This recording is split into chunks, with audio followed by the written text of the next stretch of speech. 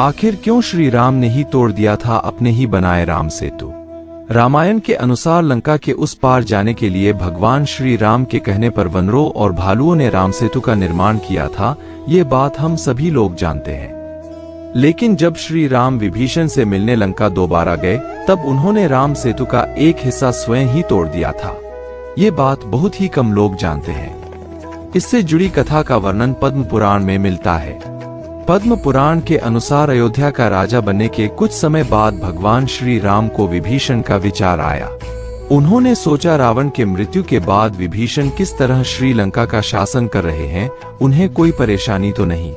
जब श्री राम इसके बारे में सोच रहे थे, इसी समय वहां पर भरत जी आ गए। भरत के पूछने पर श्री राम ने उन्हें पूरी बात बताई। श्री राम लंका जाने की सोचते हैं। भरत भी उनके साथ जाने का तैयारी करने लगते हैं।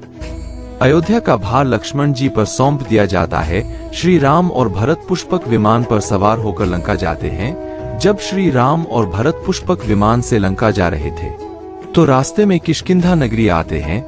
तब श्री राम सुग्रीव से वह अन्य वानरों से भी मिलते हैं। जब सुग्रीव को पता चलता है कि श्री राम और भरत विभीषण से मिलने लंका जा रहे हैं, तो वे भी उनके साथ चले जाते हैं।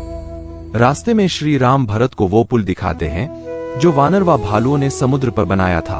जब विभीषण को पता चलता है कि श्री राम लंका आ रहे हैं, तो वह पूरे नगर को सजाने के लिए कहने लगते हैं। विभीषण श्री राम, भरत और सुग्रीव से मिलकर बहुत प्रसन्न होते हैं। श्री राम पूरे 3 दिन तक लंका में ठहरते हैं और विभीषण को धर्म अधर्म का ज्ञान देते हैं और कहते हैं, तुम हमेशा धर्मपूर्वक इस नगर पर राज करना।